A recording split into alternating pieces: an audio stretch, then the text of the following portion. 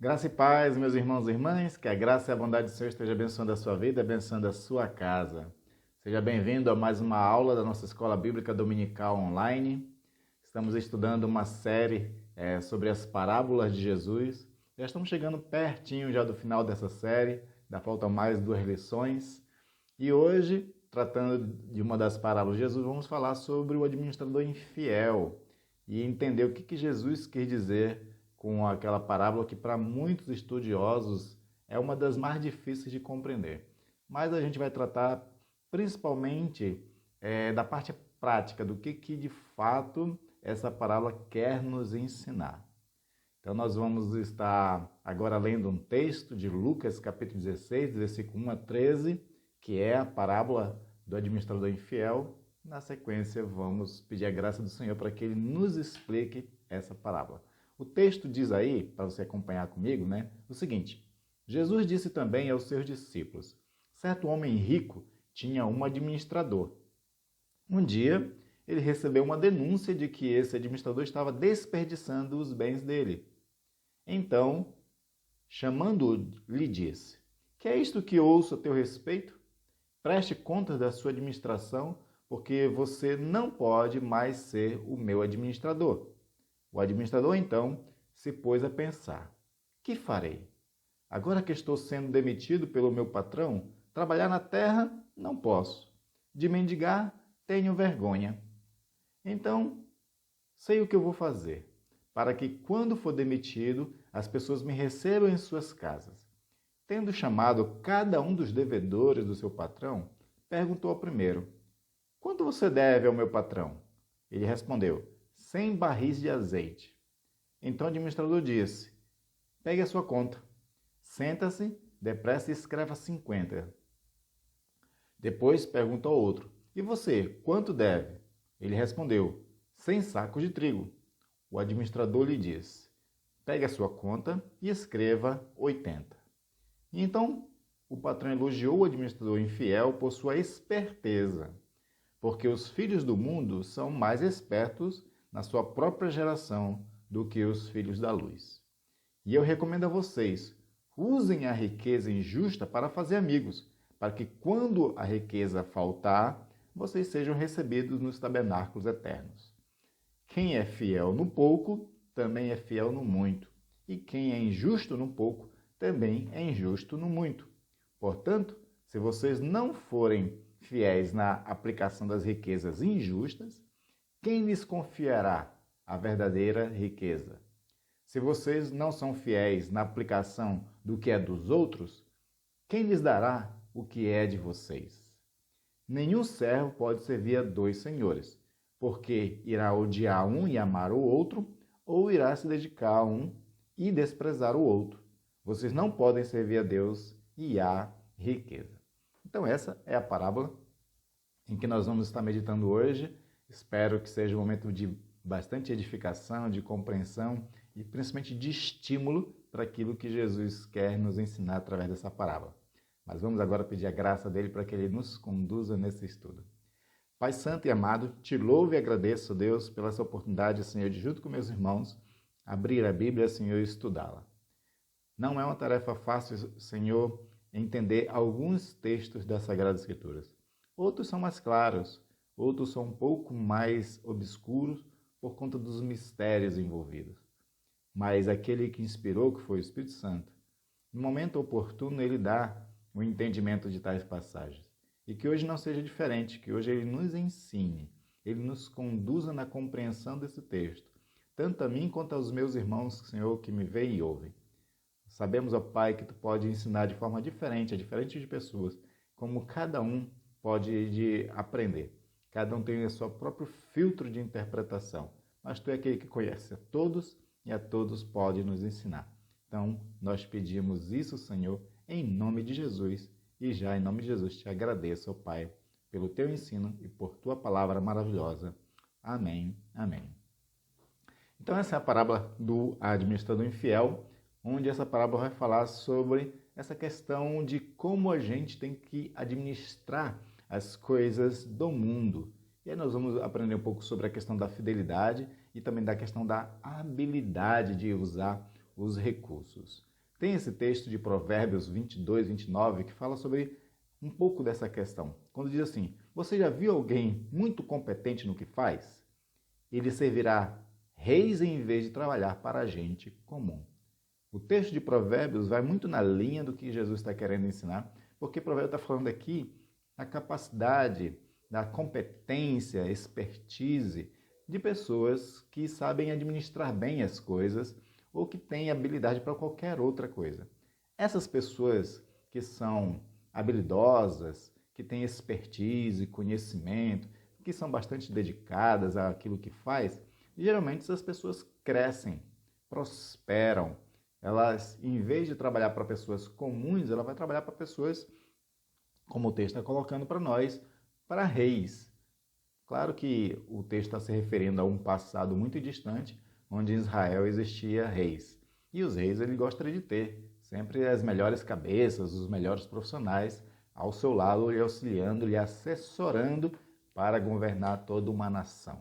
Então ele vai selecionar os notáveis, que foi o que Nabucodonosor fez. Nabucodonosor, depois que ele invade Jerusalém e o reino do sul, ele pega os notáveis e leva para a Babilônia e coloca essas pessoas para trabalhar para ele. Entre essas pessoas estava o Daniel, como sabemos muito bem. E assim, essas pessoas se aproveitam da habilidade desses notáveis. Hoje em dia nós não temos reis, mas as pessoas notáveis, as pessoas altamente capacitadas, que crescem na vida profissional, geralmente essas pessoas estão nas melhores empresas e recebendo muito mais. E aí é esse pano de fundo que nós precisamos compreender para o que Jesus está querendo colocar para nós. Então vamos à parábola em si. A parábola primeiro apresenta uma denúncia.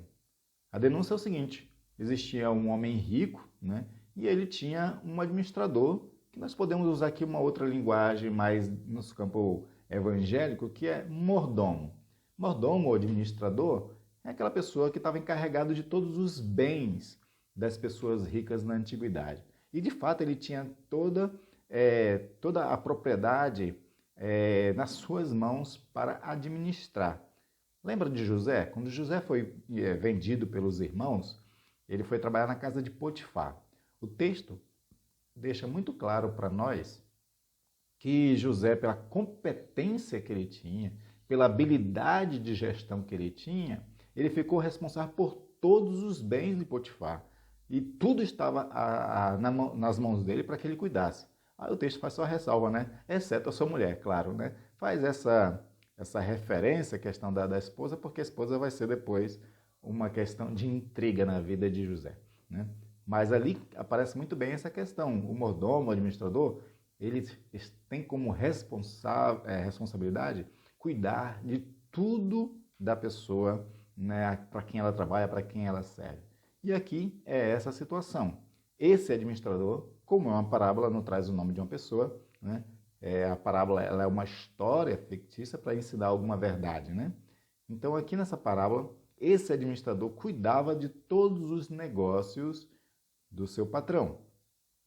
Só que certo dia, algum colega, algum subordinado foi bater no ouvido do rico e disse para ele o seguinte: olha, o administrador está sendo infiel e desperdiçando o seu dinheiro. A expressão desperdiçando aqui é a mesma expressão usada para o filho pródigo do capítulo 15. Nós estamos no capítulo 16 de Lucas, né? Esses capítulos todos, de alguma forma, está envolvido questão financeira, né? A dracma perdida, a ovelha perdida aqui, a ovelha perdida em Israel era perda de dinheiro. E o jovem rico foi aquele que pegou a parte dos bens que lhe cabia e desperdiçou também. Ele fez que evaporasse todo o dinheiro que o pai tinha dado para ele, gastando com coisas que não deveria. Aqui, da mesma forma, esse administrador, ele está desperdiçando. O texto não coloca aqui que ele desperdiçou por má gestão, não. É por ele estar fazendo coisa errada no sentido de gastar para si aquilo que não é dele. É isso que está querendo trazer para nós. Então, houve a denúncia. Logo, quando o patrão soube disso, com raiva, com toda a razão, resolveu demitir, né? E é isso que o versículo 2 coloca para nós. O patrão chama, né, o administrador e diz o seguinte: o que é isso que eu ouço a teu respeito? Presta conta da sua administração, pois não pode mais permanecer nesse cargo. Ou seja, o patrão ele ouve a denúncia, percebe de fato que os seus bens estão sendo desperdiçados e resolve demitir. E dá um prazo, é como se fosse um aviso prévio, né? Você tem 30 dias aí para arrumar todas as contas e poder sair, entregar para outra pessoa a qual eu vou escolher. Então houve a demissão. Logo da demissão vem o dilema do administrador. Ele era acostumado a uma vida boa, ainda que fosse servo, mas como ele era administrador, ele usufruía ali dos bens também do seu patrão e por isso mesmo desperdiçava esses bens. Então ele entra nesse dilema, como ele mesmo diz aqui, ó, o administrador pensou consigo: e agora? Meu patrão vai me demitir, estou no aviso prévio, não tenho força para trabalhar no campo e sou orgulhoso demais para mendigar. Ou seja, em outras passagens, dá a entender, ou em outra tradução, dá a entender assim, que ele não tinha habilidade para trabalhar no campo, ele não tinha mãos bem preparadas para trabalhar no campo. E ele tinha vergonha, né, por conta do orgulho dele, ele tinha vergonha de mendigar. Então esse é o dilema que ele se encontra. Ele para agora para pensar no que fazer. Ele avalia aquilo que ele não quer fazer para pensar no que fazer. E aí ele encontra uma solução para ele. Ele toma uma decisão muito ousada. Então ele diz o seguinte no versículo 4 e 5. Já sei como garantir que as pessoas me recebam em suas casas quando eu for despedido. Então o interesse dele é isso. Eu estou sendo demitido aqui desse trabalho, desse homem rico aqui, mas existem outros ricos na cidade. E, de repente, quem sabe uma dessas casas possa me aceitar como mordomo. Essa que é a ideia dele. Ele quer, né, cair na graça de outras pessoas para que ele possa, sim, né, arrumar um novo emprego. E aí, então, ele conclui. Então, ele convocou todos os que deviam dinheiro ao seu patrão. Né? E aí, nessa questão de ele querer, né, cair na graça de outras pessoas para que ele possa trabalhar em outro lugar, ele chama essas pessoas que estão devendo ao seu patrão e ele chama principalmente aqueles que devem muito. Aí ele pergunta, né, quanto você deve? Eu devo 100 barris de azeite. Ou seja, a pessoa devia para o patrão um alto, né, vamos colocar em questão financeira, devia um alto valor, né, para o patrão dele. E aí ele diz o seguinte: olha, se você deve 100, faz uma nota promissória diferente. Faz uma nota promissória de 50. Vou te dar 50% de desconto na sua dívida. O texto não coloca claro aqui se está dando desconto de juros ou no valor total, né? A ideia, porque na cultura judaica cobrar juros era proibido. A usura era um pecado, né? Então era no valor total principalmente. E aí agora ele está dando um desconto de 50% dessa dívida toda. Já imaginou a situação? Né? E aí o outro que devia 100 de outra coisa, também 50%. Essa questão de ele baixar o valor era para cair na graça dessas pessoas a qual ele estava dando esse desconto. Esse que era o objetivo. Porque essas pessoas, apesar de estar devendo o patrão, mas elas são pessoas prósperas também. São pessoas que negociam também. E aí é exatamente isso que ele espera alcançar. Graça para com essas pessoas, para que essas pessoas, né, lhe acolham e assim ele possa trabalhar em outro lugar. A qual essa astúcia, essa esperteza, venha a ser reconhecida pelo patrão. Então, você tem no versículo 8 justamente isso. O patrão elogiou o administrador desonesto por sua astúcia. Né? Ele não está elogiando a desonestidade, ele está elogiando a astúcia, a esperteza, a estratégia que ele usou. E aí, nesse ponto, que Jesus vai tomar uma palavra muito interessante, que para nós é motivo de a gente ficar horas ou dias refletindo sobre essa questão nas nossas vidas particulares. Jesus faz esse comentário. E é verdade que os filhos deste mundo são mais astutos ao lidar com o mundo ao redor que os filhos da luz. Né? Olha só o que Jesus está dizendo. Jesus está dizendo que os filhos deste mundo, né, quando ele faz uma referência aos filhos deste mundo, está dizendo assim, aqueles que não são convertidos, porque os que são convertidos são os filhos da luz. Esses que são filhos deste mundo, eles são mais espertos para lidar com as coisas do mundo. E aí, pensando aqui na parábola, na questão financeira, o que o texto está querendo mostrar para nós é que os filhos do mundo, eles sabem usar das suas habilidades, dos seus dons, eles pensam de forma estratégica e, por isso mesmo, prosperam. Tem um salmo, se eu não estiver enganado agora, é o Salmo 72, em que o salmista ele faz essa reflexão. Ele diz assim, olha, por pouco meu pé não desvacilou para a maldade. Por quê? Porque eu fico olhando ao meu redor e vejo os ímpios prosperando. Né? Os ímpios estão aí prosperando, enquanto ele, o salmista, talvez estivesse numa situação meio difícil financeiramente. Né? Depois, no final, o salmista vai reconhecer que melhor é estar com Deus, ainda dependente da situação, do que ser um ímpio e depois ir para a perdição eterna, né? Mas o que o Salmo está querendo colocar é justamente isso. Os ímpios ou as pessoas deste mundo, como o nosso texto está colocando aqui, parece que eles prosperam mais do que aqueles que são os filhos da luz. Eles usam de estratégia, de expertise, eles correm atrás e conseguem vencer. Né? Isso é uma coisa interessante, uma coisa para a gente ficar pensando. Eles são melhores do que nós em alguma coisa? Eles têm um cérebro mais desenvolvido do que nós, por acaso? Eles têm algum dom diferenciado em relação a nós? Na verdade, não. Né? Tem um texto lá de Deuteronômio, capítulo 8, versículo, se não estiver enganado, é 17, ou 7, onde fala assim, olha, não digam, né, que pela força do meu braço eu consegui adquirir riqueza. É o Senhor quem dá a capacidade para adquirir riquezas. Esse texto está colocando de que, então, Deus dá capacidade para todas as pessoas de forma igual. Agora, como vai usar essa capacidade? Aí é da responsabilidade de cada um. E como os filhos desse mundo estão mais preocupados com as coisas desse mundo, de fato, então eles acabam correndo mais atrás ainda dessas questões da prosperidade material. Porque uma vez que eles não têm o céu como alvo, uma vez que eles não têm a eternidade como aquilo que eles realmente almejam mais do que todas as coisas, eles não estão preocupados primeiro com o reino de Deus, né?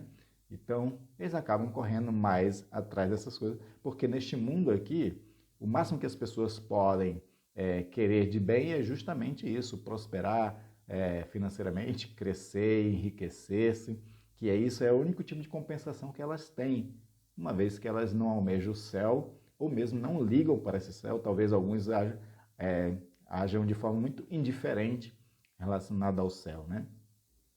Então, essas pessoas correm mais, mas não que elas tenham mais capacidades.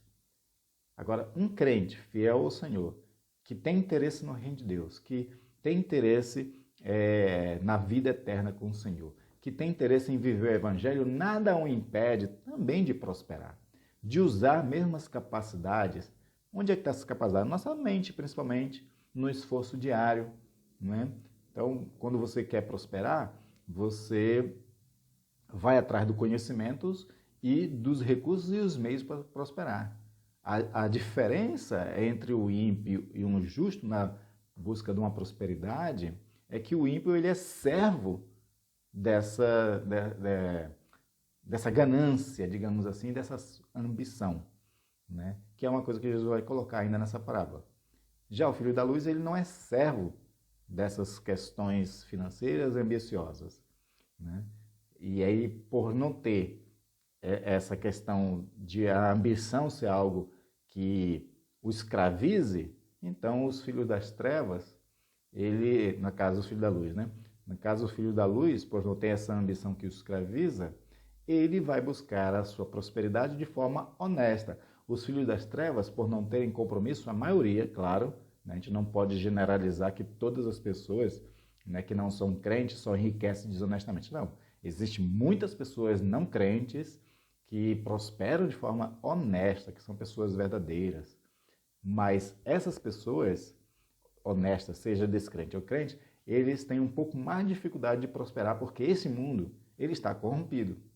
Neste mundo, o crescimento financeiro e profissional, por conta da sua corrupção estrutural, bota dificuldades para os mais honestos. Mas conseguem e prosperam, né?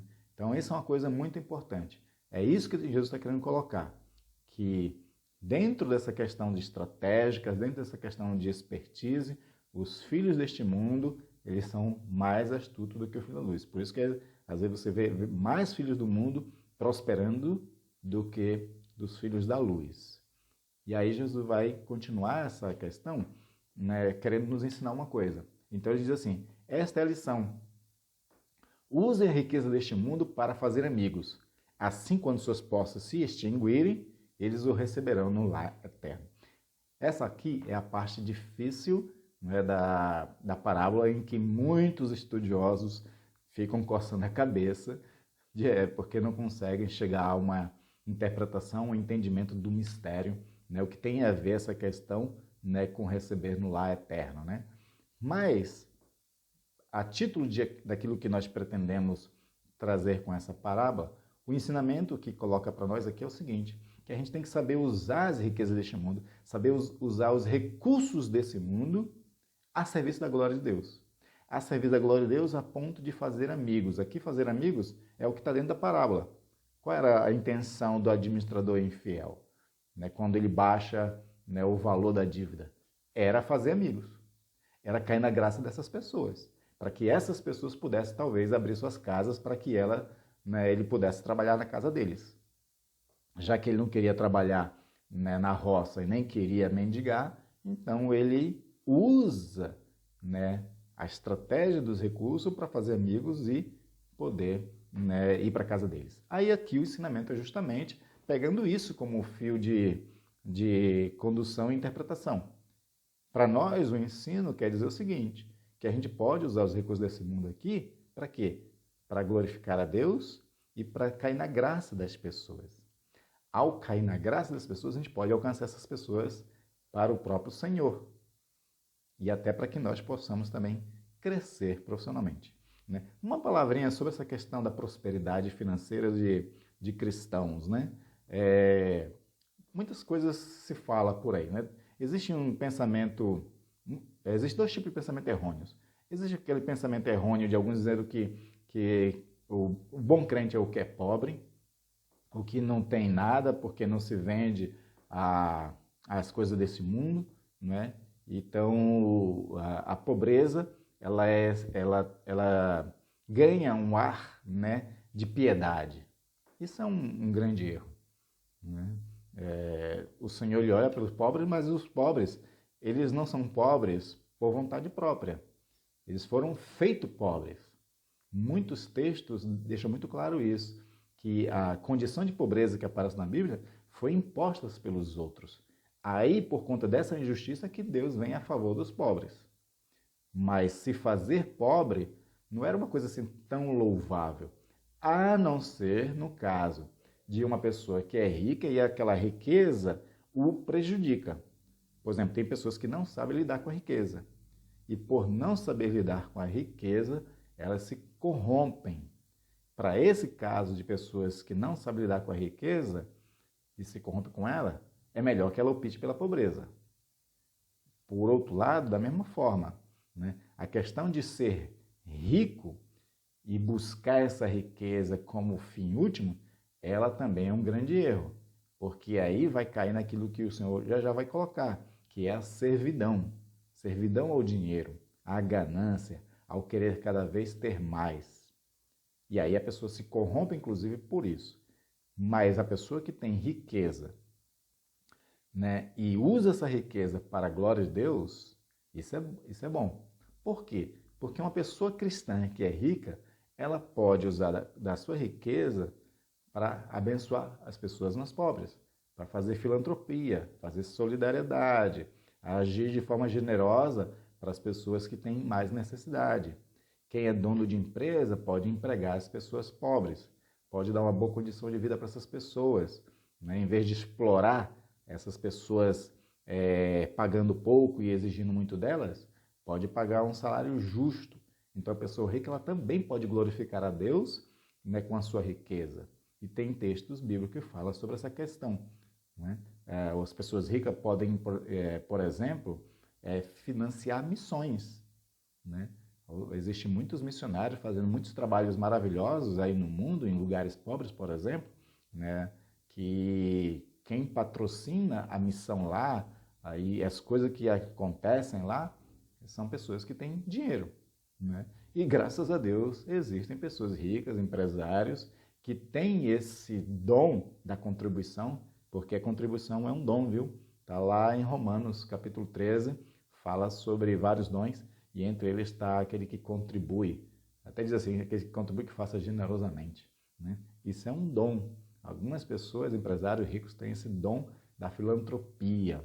E graças a Deus existe, porque senão ficaria difícil fazer missão, não é? Então esse é um ponto que eu queria só ressaltar aqui. Então Jesus traz essa questão, né, de que a gente tem que saber usar bem esses recursos, que é recurso chamado deste mundo, para quê? Para glorificar a Deus, para fazer amizades, cair na graça das pessoas, abençoar vidas, né? E aí Jesus traz um negócio interessante sobre essa questão da fidelidade com aquilo que ele nos dá. Então ele coloca aqui no seguinte, do 10 ao 12. Se forem fiéis nas pequenas coisas, também serão nas grandes. Mas se forem desonestos nas pequenas coisas, também serão nas maiores. Então Jesus está colocando o seguinte, cada um recebe conforme a sua capacidade. Então pessoas que têm pouco, né? E tem pessoas que recebem muito. Ele está tratando principalmente das pessoas que recebem pouco aqui. Pessoas que recebem pouco, elas têm duas formas de agir com aquilo que recebem. Sendo gratas e ser fiéis, administrando bem o pouco que recebem, né? E ainda com esse pouco que recebe, ainda assim ser generoso, né? Semear, como Paulo coloca lá no 1 Coríntios capítulo 9. Então, ela está administrando bem o seu pouco. Quando ela administra bem o seu pouco, o Senhor vai dando cada vez mais. Conforme ela vai sendo esperta, habilidosa no uso do pouco, ela vai prosperando porque o Senhor a prospera, né? Então essa é a primeira atitude. Mas existe a outra atitude das pessoas que recebem pouco, não são gratas, reclamam e administram mal os recursos. Administram só para o seu deleite e acaba às vezes gastando mais do que tem. Então administra mal. São essas duas condições, né, que existem nessa questão do pouco. E aí, por administrar mal o pouco que tem, não é colocado sobre o muito. Por quê? Porque não é confiável.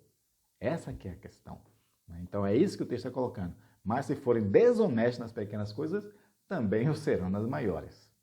E aí talvez a pessoa se corrompesse mais ainda, como acontece.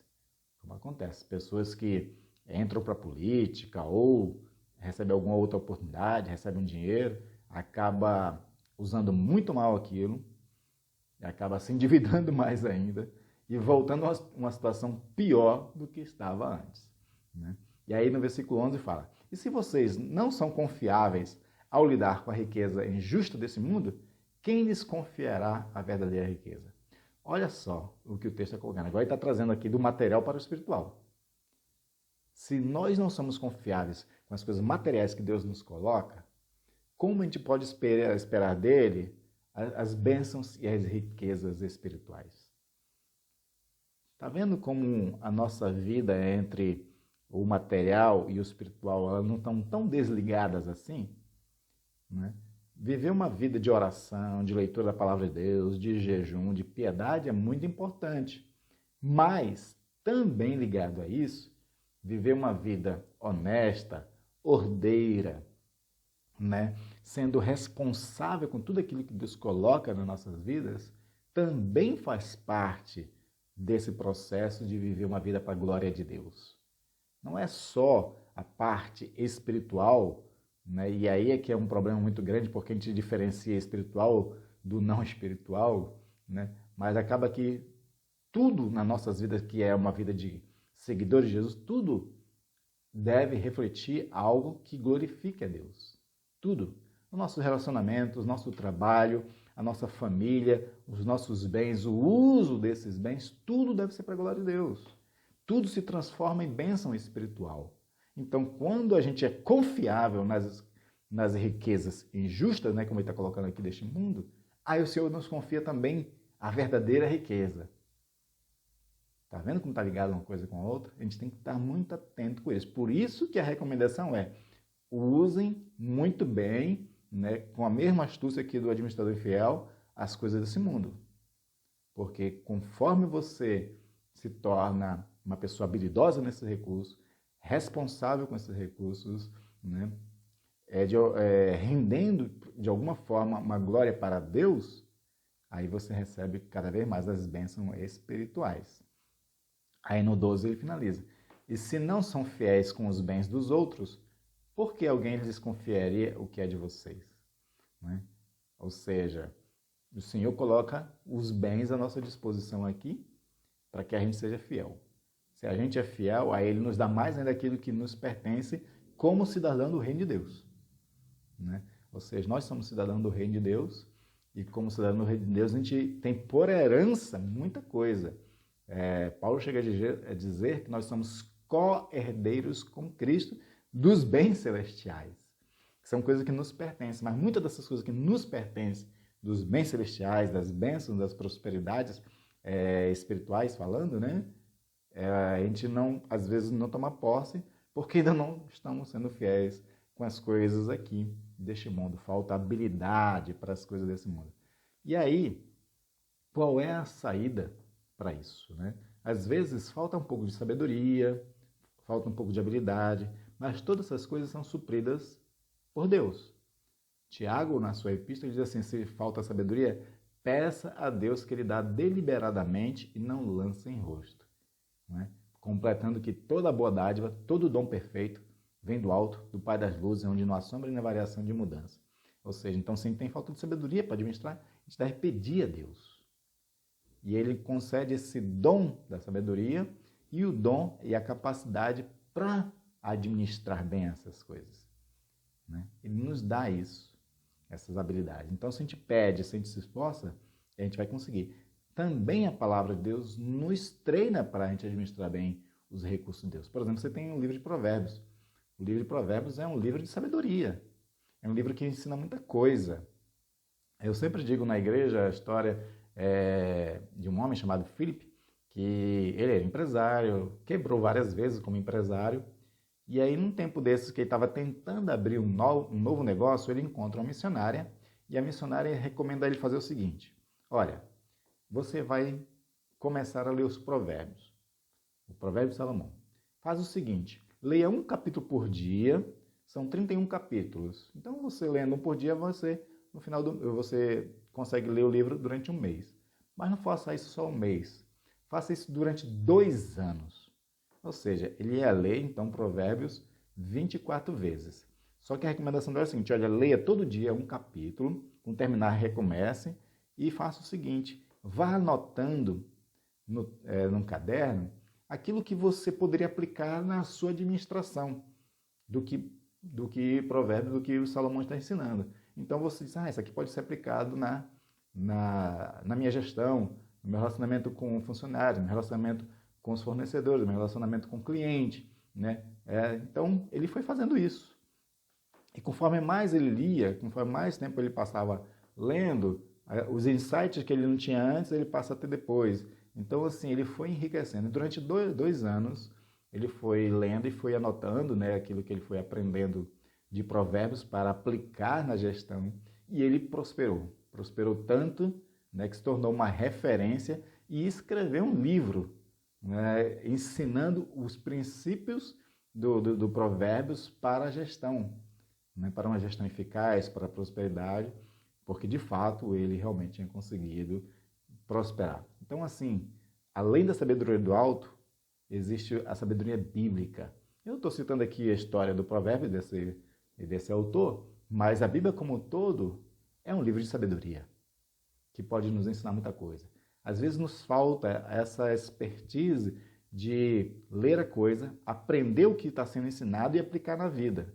Por a gente não aplicar aquilo que a gente está lendo, é que é o nosso maior erro como cristãos, né? Jesus disse isso. Se vocês me ouvem e não praticam, vocês são insensatos. Estão construindo a sua casa sobre a areia. Mas aqueles que ouvem e a praticam, e o segredo está na prática, né? De praticar aquilo que é ensinado. Aí vocês serão prudentes construindo a sua casa sobre uma rocha. Pode vir ventos e tempestades e não abalará. Muitos crentes, por não praticar a palavra de Deus, quando vem as dificuldades, é abalado. Justamente por não estar aplicando a sabedoria divina, a sabedoria bíblica. É isso que nós temos que aprender para que a gente saiba administrar bem os recursos do Senhor e crescer nessa questão. Aí Jesus finaliza a sua parábola trazendo um problema para nós refletirmos. No versículo 13. Ninguém pode servir a dois senhores, pois odiará um e amará outro, será dedicado a um ou desprezará o outro. Vocês não podem servir a Deus e ao dinheiro. Jesus fala a mesma coisa lá no Sermão da Montanha também, né? Ou seja, a importância de nós atentarmos para isso. A gente quer prosperidade, a gente quer viver uma vida boa, a gente quer dar boas condições de vida para a família, ter boa casa, né? Viajar uma vez por ano. Essas coisas elas não são ruins, são boas.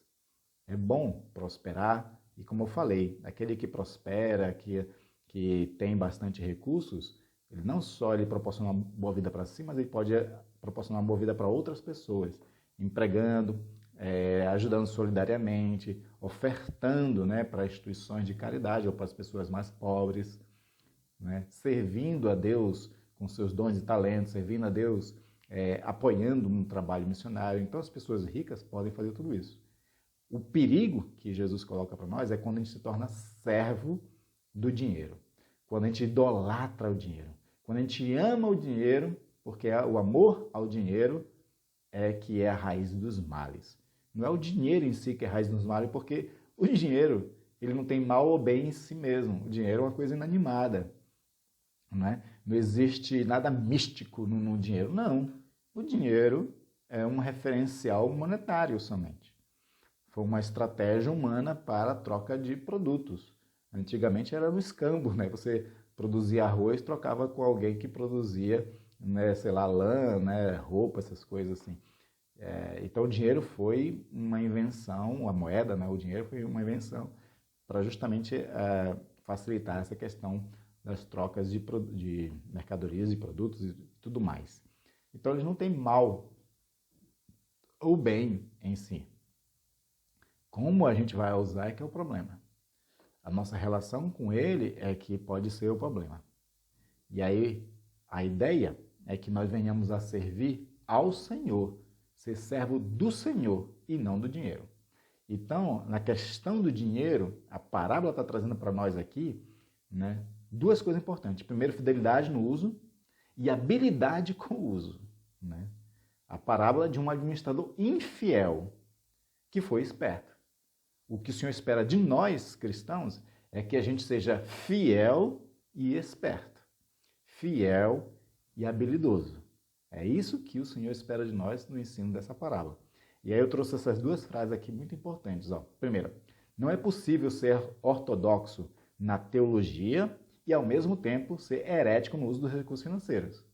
Ou seja, às vezes a gente se preocupa tanto com ter uma boa doutrina, mas administra mal aquilo que o Senhor nos dá. Então não adianta. Como eu falei, vida material e espiritual não estão tão desconectadas assim, não. Elas estão ligadas. O Senhor testa-nos com os bens materiais. Testa-nos com a vida neste mundo. Aqui uma preparação para a vida eterna. Então não está tão desconectado assim. Então não adianta, né, ser ortodoxo na teologia e ser herético nos recursos financeiros. Nós temos que ser correto, ou seja, fiel e habilidoso nas duas coisas. E outra frase é justamente essa, importante, que Jesus finalizou a parábola, né? Se Deus é o nosso Senhor, o dinheiro que será nosso servo. Nós temos que ter o Senhor como o nosso Deus, né? Como o nosso Senhor, aquele que domina as nossas vidas. E nós temos que ser servo de Deus. Quando a gente é servo de Deus, procurando ser fiel e habilidoso com as coisas que Ele nos dá, aí o dinheiro será nosso servo. Ele estará a nosso serviço para fazer aquilo, né, ou cumprir aquilo que é propósito, né, dos dinheiros, que é proporcionar uma boa vida e abençoar, e a gente poder abençoar outras pessoas também. Né? Então essa, né, é a moral, digamos assim, da parábola. Amém, queridos? Eu espero que vocês tenham compreendido bem essa parábola. Releia a partir daquilo que nós falamos aqui e, como eu dei uma ênfase, né, pratique. Praticar o quê? A fidelidade e a habilidade com os recursos que o Senhor te coloca. Você sendo fiel e habilidoso com os recursos desse mundo, você pode cair na graça das pessoas, você pode servir a Deus através dos seus bens e recursos, e assim você garante bênçãos da verdadeira riqueza, né? E também você vai usufruir mais ainda das riquezas espirituais, da eternidade, de tudo que o Senhor tem para nós. O administrador infiel, ele só queria uma casa que o abrigasse e que ele pudesse se sustentar. Nós almejamos coisas muito maiores. Nós temos os céus por herança. Amém, queridos? Que Deus abençoe sua vida. Até a próxima aula.